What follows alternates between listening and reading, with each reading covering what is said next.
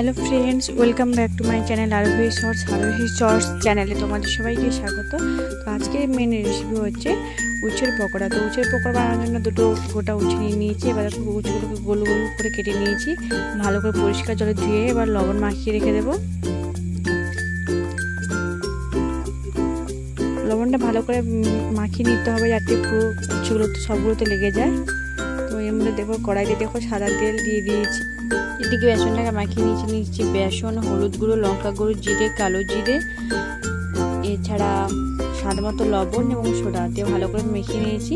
এবার দেখো গোল গোল করে কেটে রাখা উচ্চগুলোকে এগুলোকে ডুবিয়ে নিয়ে তো তেলের মধ্যে ছেড়ে দিলাম।